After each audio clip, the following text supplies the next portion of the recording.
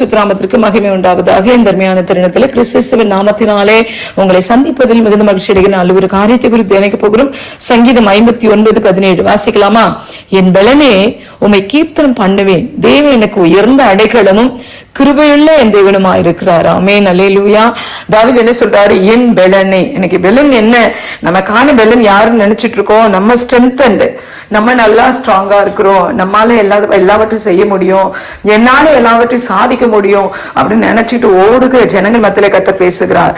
அவர் என்னதான் ராஜாவானாலும் சரி, என்னதான் தன்னை குறித்த காரியத்துல ஒரு பராக்கிரமசாலி இருந்தாலும் சரி, கோலியா ஜெயித்த பலன் அவருக்குள்ள இருந்தாலும் சரி, ஆனா யாரை நோக்கி கூப்பிடுறாருங்க?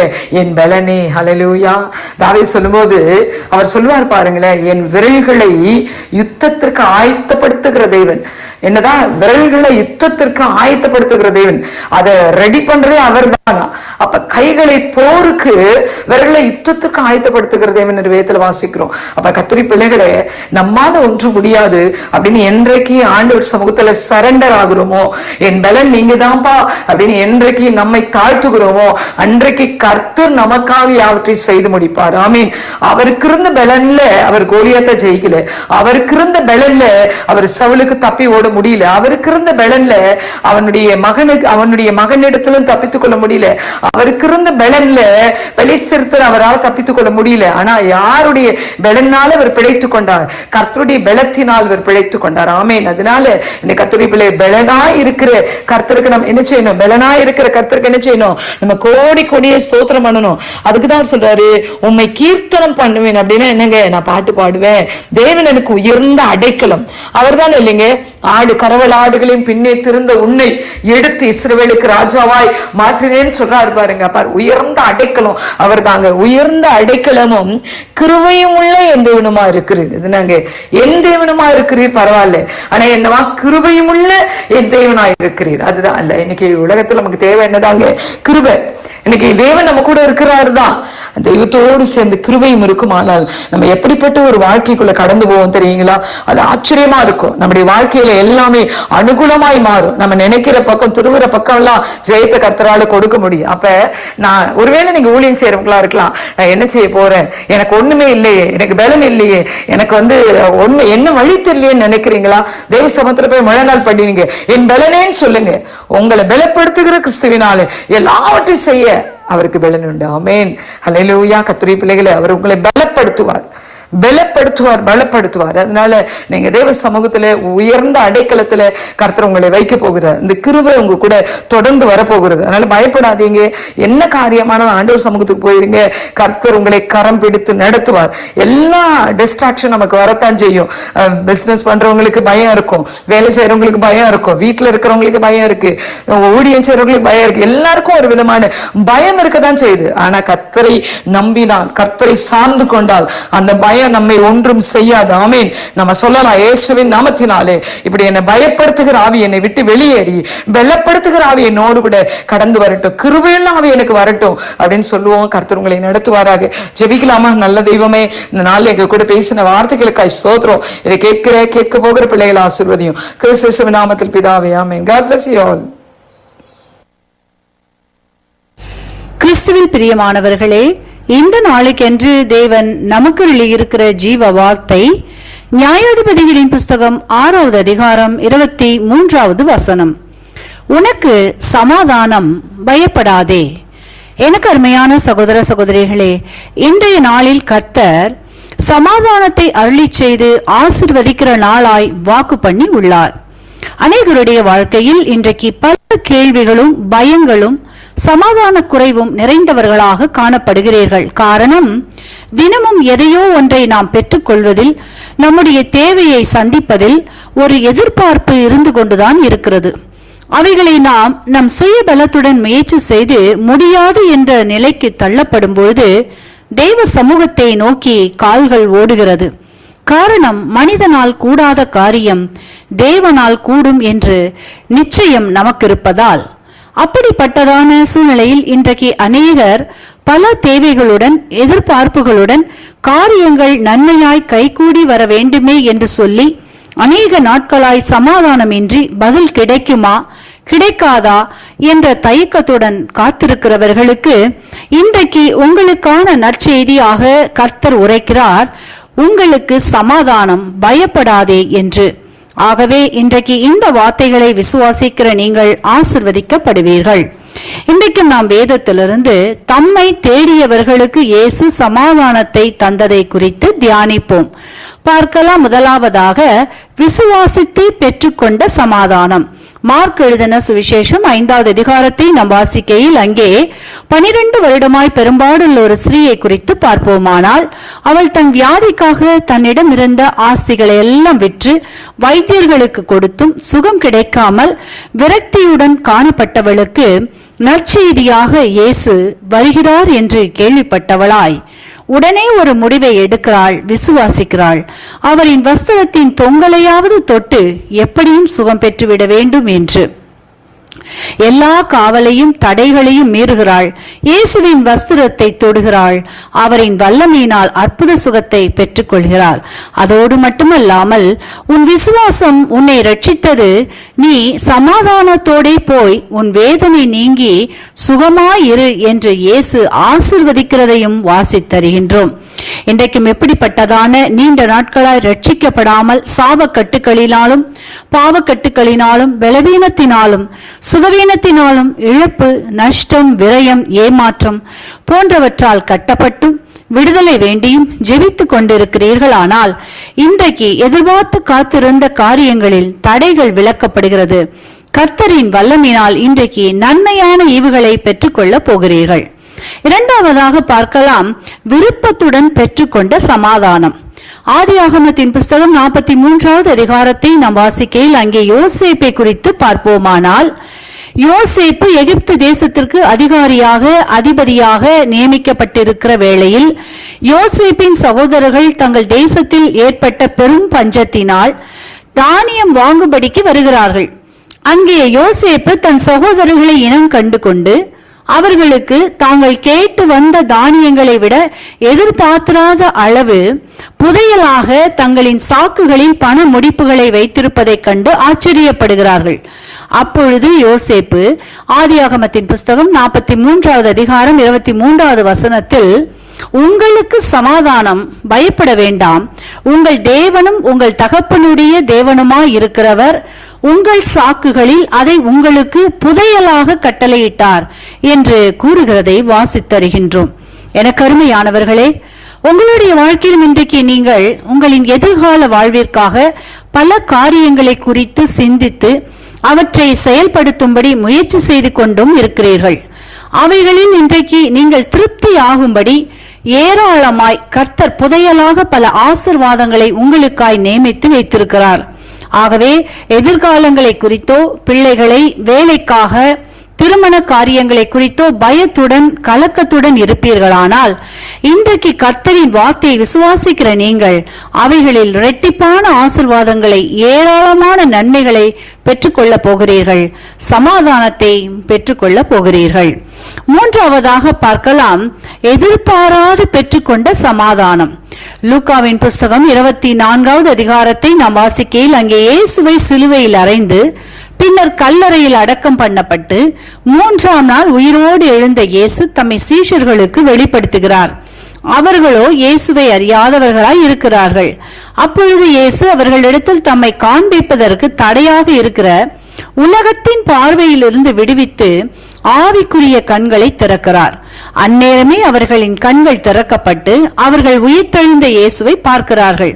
36வது வசனத்தில் இயேசுதாமே அவர்கள் நடுவில் நின்று உங்களுக்கு சமாதானம் என்கிறார் என்பதை வாசித்தருகின்றோம்.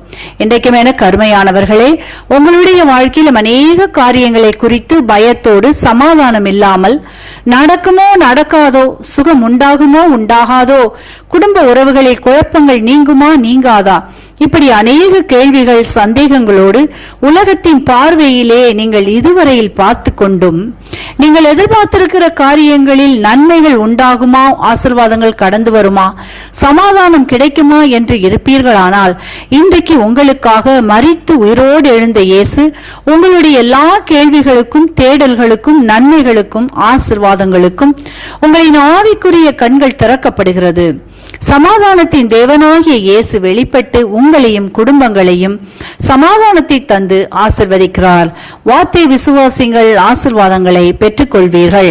இன்றைக்கும் இந்த வார்த்தைகளை கேட்டுக்கொண்டிருக்கிற உங்களில் யாரேனும் சமாதானத்தை ஒரு நதியைப் போல் உங்கள் வீடுகளில் கடந்து வரும்படி செய்கிற இயேசுவை அறியாதும் பல கடினமான சூழ்நிலைகளினால் கட்டப்பட்டவர்களாய் இருப்பீர்களானால் இன்றைக்கு உங்களை முழுவதுமாக இயேசுவிடம் ஒப்புக் கொடுங்கள். அவர் உங்களையும் சமாதானத்தினால் நிரப்பி ஆசீர்வதிப்பார்.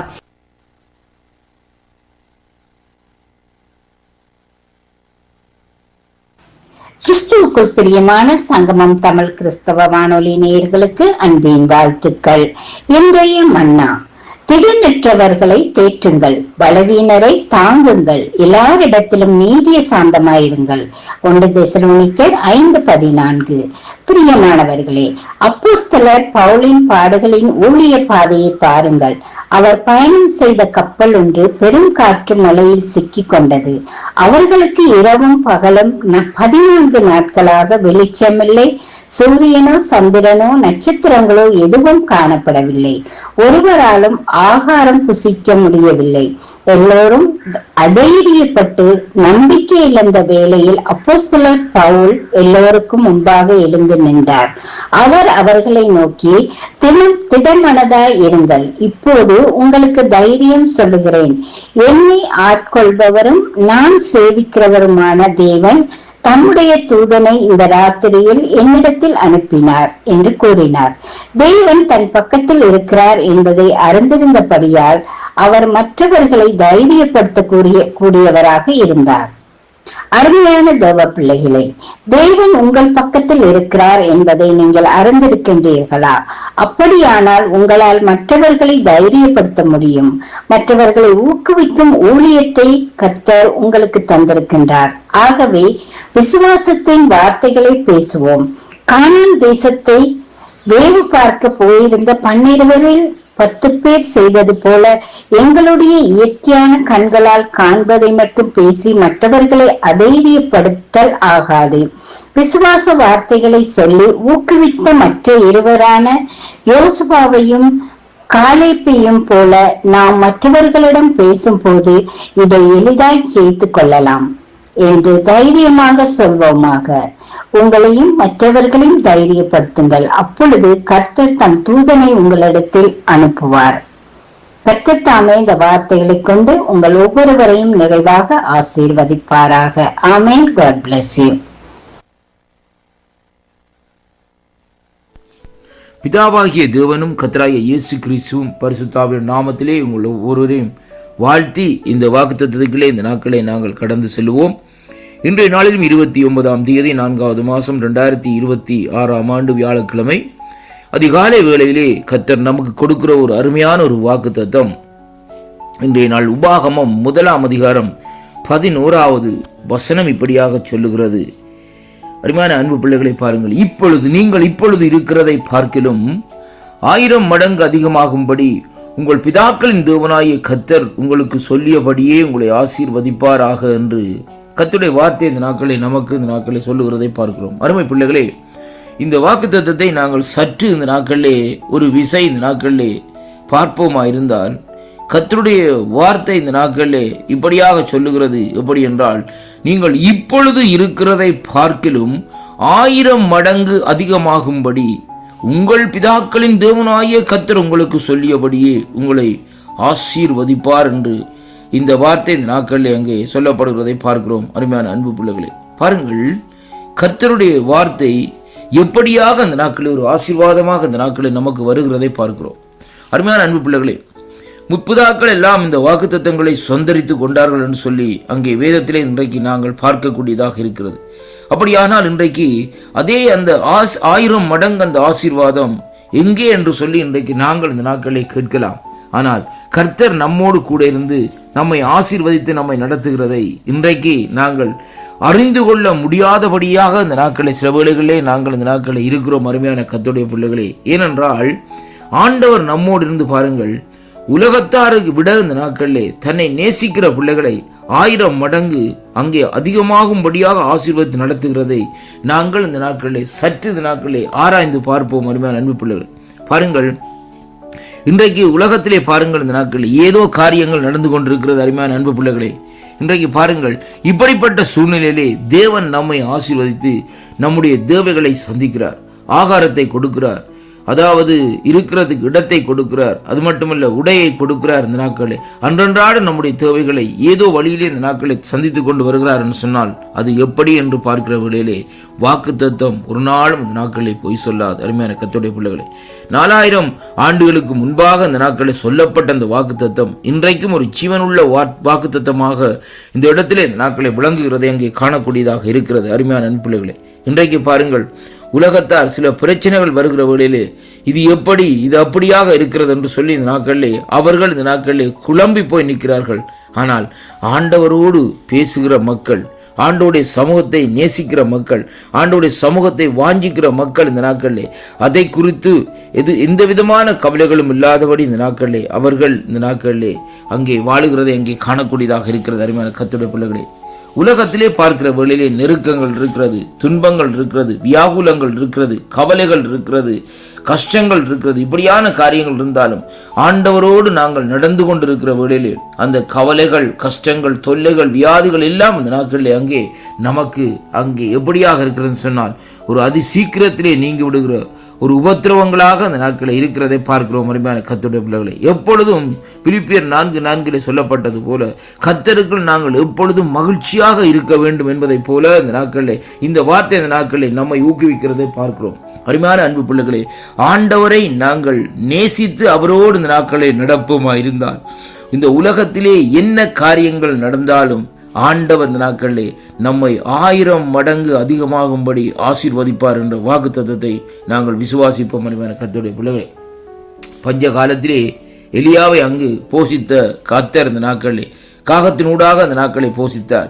இன்றைக்கு நம்மையும் இந்த நாட்களை போஷிக்கிற அந்த ஜீவனுள்ள தேவன் இந்த நாட்களை அவர் என்றென்றும் உயிரோடு இருக்கிறார் என்பதைத்தான் இன்றைக்கு நாங்கள் அங்கே காணக்கூடியதாக இருக்கிறது. அதனாலே அன்பு பிள்ளைகளே, கவலைகள், கஷ்டங்கள், துன்பங்களை விட்டுவிட்டு கர்த்தருடைய சமூகத்தை, கல்வாரியை நோக்கி நாங்கள் திரும்பி இன்றைக்கு நாங்கள் பார்ப்போமா இருந்தால் இந்த 1000 மடங்கு அதிகமாக இருக்கிற அந்த ஆசீர்வாதத்தை நாங்கள் சுதந்திரித்துக் கொள்ளக்கூடியதாக இந்த நாட்களில் இருக்கிறதை பார்க்கிறோம். அருமையான அன்பு பிள்ளைகளே, அதனாலே அன்பு பிள்ளைகளே, இந்த வாக்கு தத்தங்களை இந்த நாட்களில் விசுவாசியுங்கள்.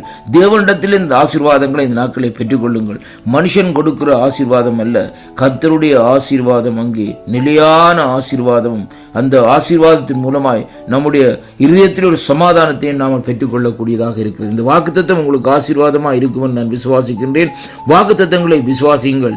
தேவனுடைய சமூகத்திலிருந்து ஆசீர்வாதங்களை பெற்று இந்த நாட்களிலே சந்தோஷமாக இருக்கும்படியாக கர்த்தர் உங்களை ஆசீர்வதிப்பாராக என்று ஆண்டவராய் இயேசு கிறிஸ்துவின் நாமத்திலே வாழ்த்தி ஆசீர்வதிக்கிறேன். ஆமேன், ஆமேன்.